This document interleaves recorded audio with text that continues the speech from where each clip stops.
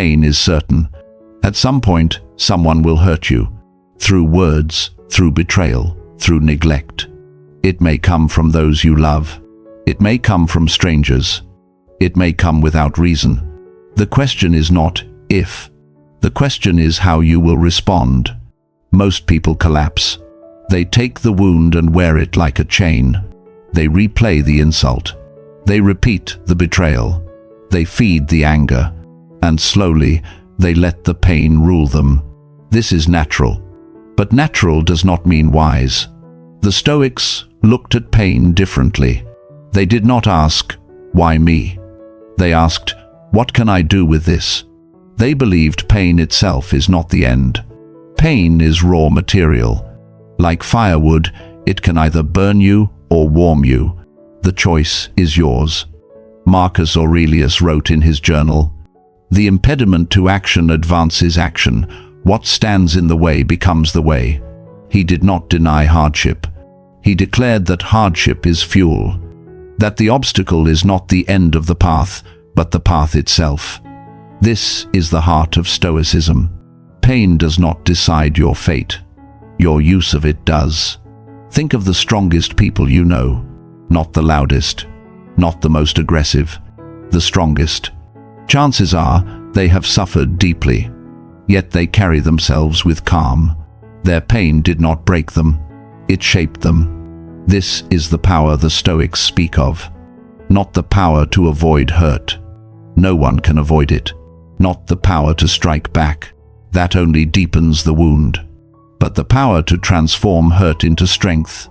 To turn wounds into wisdom. To turn betrayal into clarity. To turn sorrow into depth. The world teaches you to seek comfort. The Stoics teach you to use discomfort. The world tells you pain is unfair. The Stoics tell you pain is inevitable.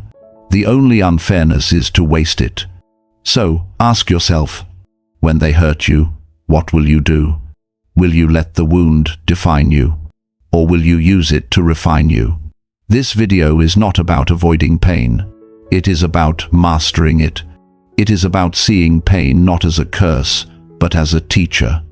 It is about learning the Stoic way, to turn pain into power. The hurt will come. This cannot be stopped. But how you meet it, that is in your hands. The Stoics did not run from pain. They faced it. They used it. And through it, they became unshakable. Pain is not the enemy. It is a signal. It is information. When your body feels pain, it is not betraying you. It is warning you.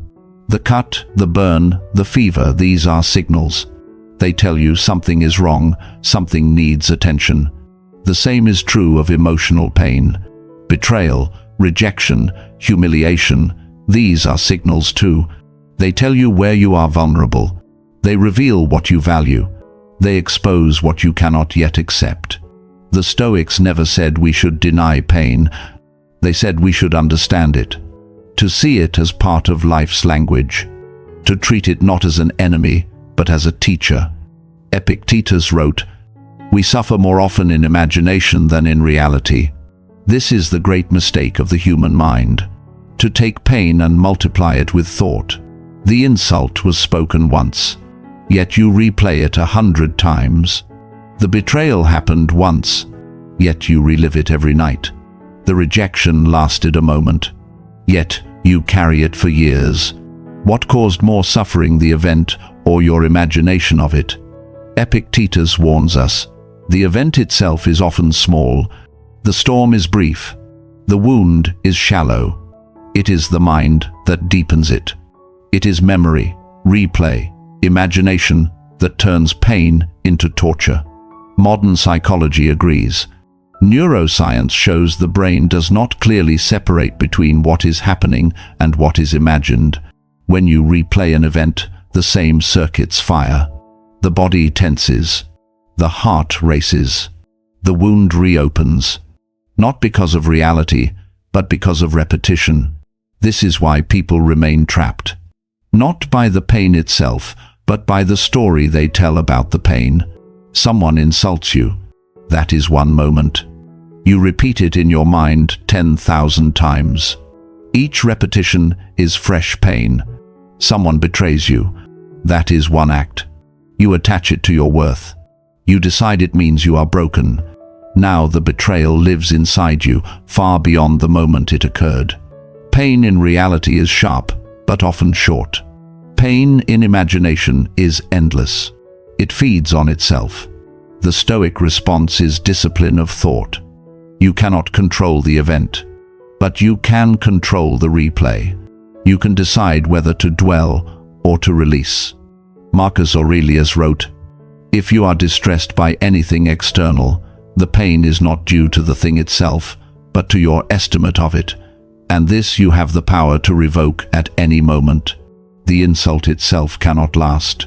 The betrayal itself cannot last. What lasts is your judgment, your attachment, your choice to keep the wound open. Here is the key. Pain shows you where you are exposed. It is not only a wound, it is also a map. If rejection hurts deeply, perhaps you are too tied to approval. If betrayal shatters you, perhaps you gave trust without wisdom. If criticism paralyzes you, perhaps your worth rests too much on opinion. The pain is showing you this. It is telling you, here lies your weakness, here lies your attachment. And if you face it, you can grow stronger. This is how the Stoics saw pain, not as punishment, not as injustice, but as revelation. It reveals your mind. It reveals your values.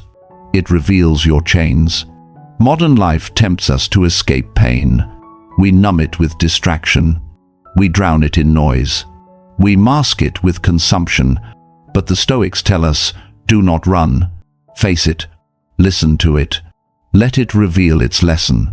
Because when you understand pain, you rob it of its tyranny. It no longer surprises you. It no longer multiplies in imagination.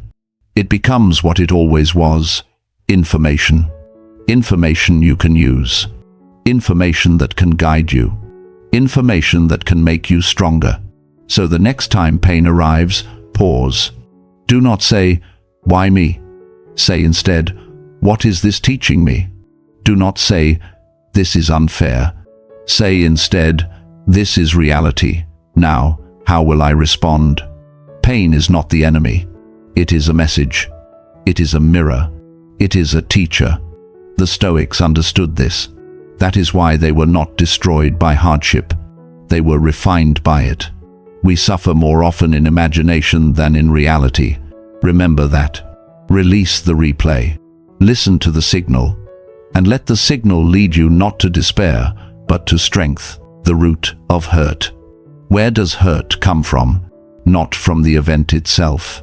Not from the words spoken. Not from the betrayal committed. Hurt comes from interpretation, from the meaning you attach, from the story you tell yourself after the fact. Two people hear the same insult. One is shattered. They replay it for days. They wonder if it is true. They feel diminished. The other person shrugs. They move on. The insult has no home to cling to. Was the insult different? Number. What differed was the response. What differed was the interpretation. This is the Stoic truth. Events are neutral. It is the mind that paints them with suffering or peace. Marcus Aurelius wrote, "You have power over your mind, not outside events. Realize this, and you will find strength." The insult is an external event. You cannot control whether someone speaks it. You cannot control whether betrayal enters your life. You cannot control whether disappointment comes, but you can control the judgment. You can control the meaning you attach. You can control whether you turn a moment into a prison. Think of fire. It can burn. It can also give warmth. The event is the same. It is the interpretation that decides its effect. When someone betrays you, what truly wounds you? Is it the act itself? Or is it the thought, "I was a fool to trust. I must not be worthy. My future is broken"? The act was one moment. The pain lives on because of interpretation. This is not denial. The Stoics did not pretend betrayal or insult were pleasant. They simply refused to give them more power than they deserved. They refused to let the mind multiply them into endless chains. Epictetus taught, "It's not what happens to you, but how you react to it that matters." Modern psychology echoes this. Cognitive behavioral therapy, built on Stoic thought, teaches the same lesson. Between stimulus and response lies interpretation. Change the interpretation, and you change the experience. Consider this. You walk in the street. A stranger bumps into you. One mind says, "He disrespected me." Anger rises. Another mind says, "He must be in a hurry." Calm remains. The bump was the same. The hurt or peace came from within. This is the root of hurt. Not the bump, not the insult, not the betrayal, but the judgment, the story you allow to grow. So what is the Stoic practice? It is to pause, to catch the judgment before it hardens, to ask, is this pain from the event or from my interpretation? Often, it is the second. Marcus Aurelius reminded himself each morning, "Today I shall meet people who are meddling, ungrateful, arrogant, dishonest, jealous, and surly. They are like this because they cannot tell good from evil." He did not interpret their flaws as personal attacks. He saw them as part of human nature. By doing so, he robbed their actions of power over him. Imagine facing betrayal with the same clarity. Yes, this person broke their word. That reveals them, not me. Imagine facing insult with the same discipline. These are only words. They cannot harm my character unless I let them. This is not indifference. It is mastery. It is refusing to let your well-being be hostage to another's behavior. The Stoics teach us, the root of hurt is not outside. It is inside. It is in the meaning we grant. Strip the meaning away, and the hurt shrinks. Change the meaning, and the hurt transforms. What was betrayal becomes lesson. What was insult becomes noise. What was rejection becomes redirection. The event remains, but the suffering does not. This is the power Marcus pointed to. You cannot command events, but you can command your mind. And in that command, you discover freedom.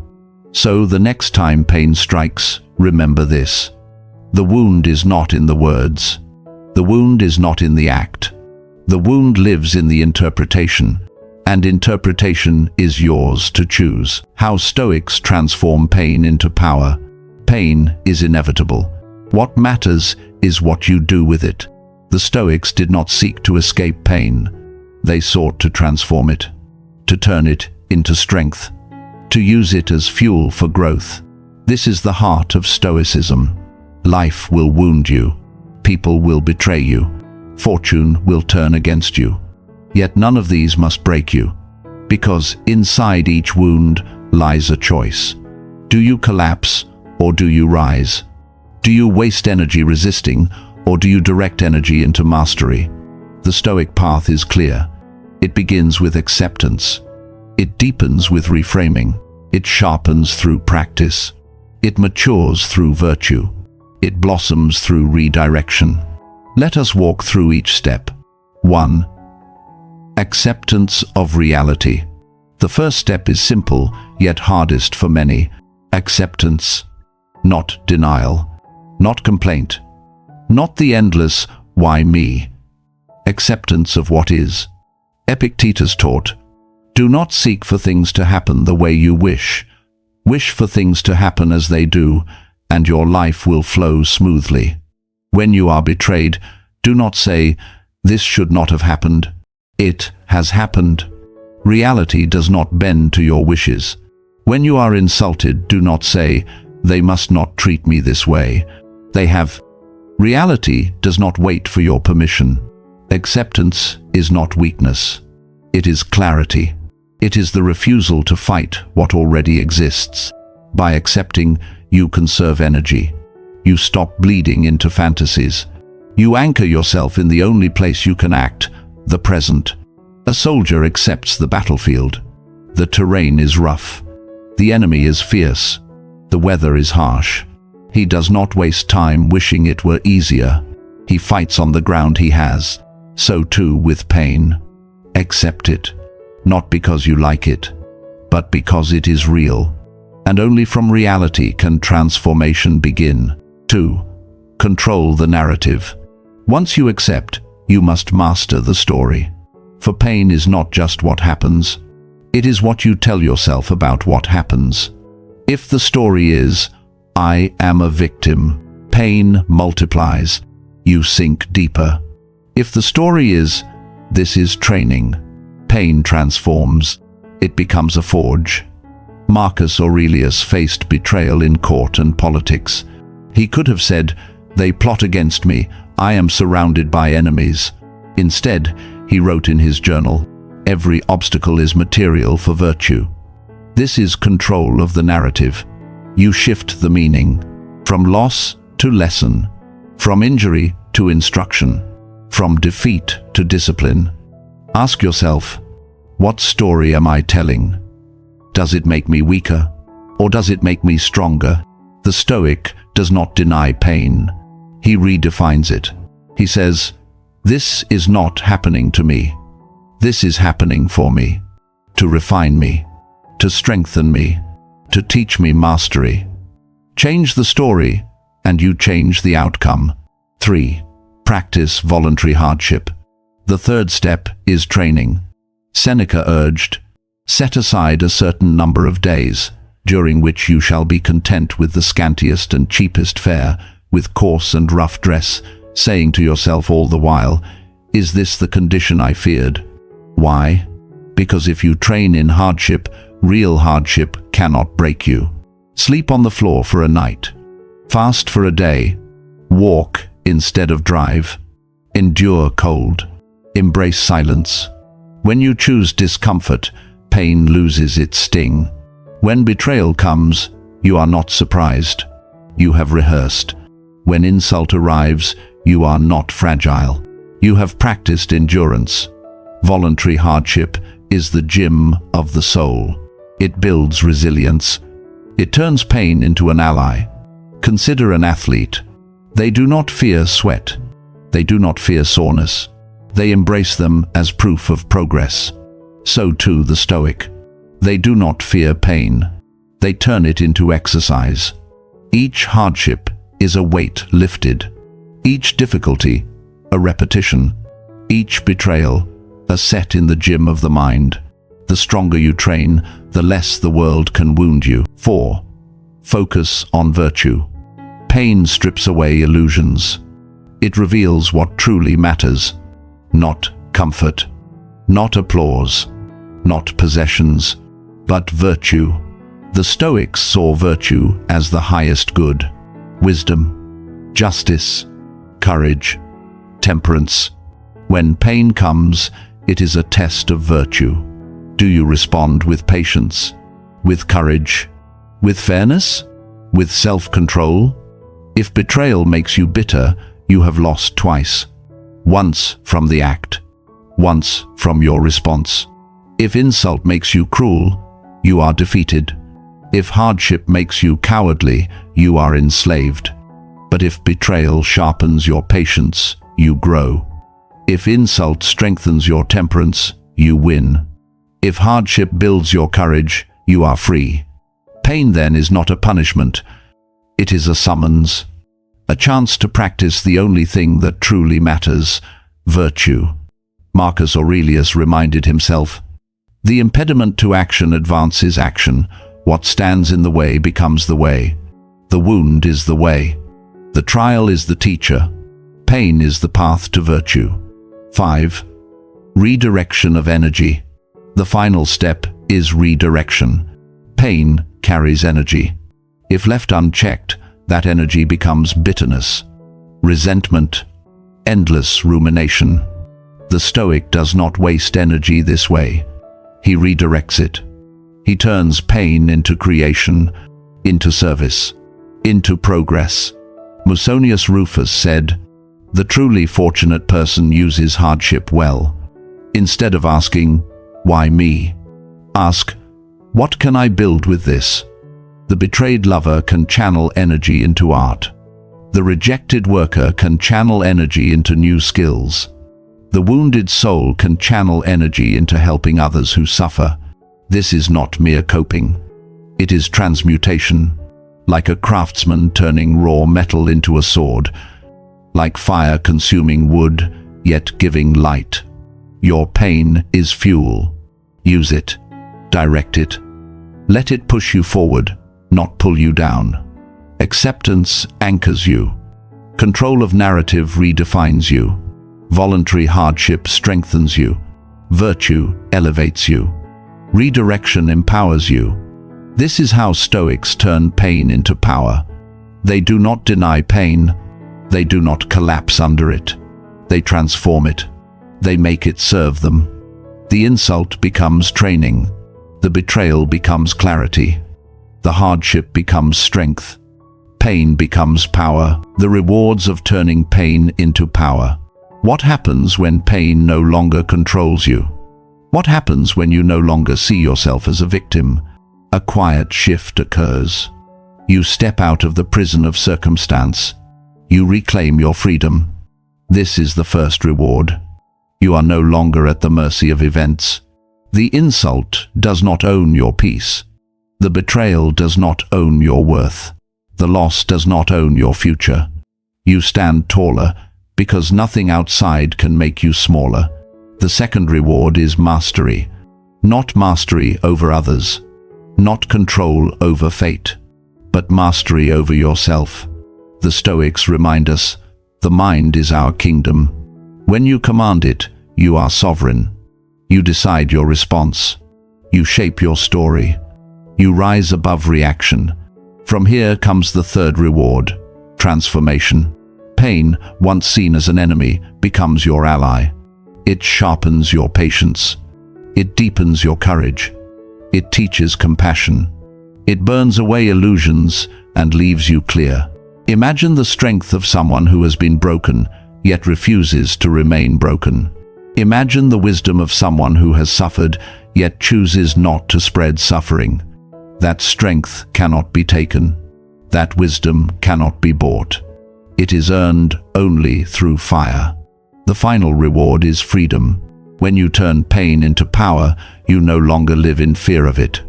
You stop avoiding life to avoid hurt. You move with openness. You accept risk because you have faced loss and survived. You embrace love, knowing betrayal cannot unmake you. You pursue purpose, knowing failure is only another form of training.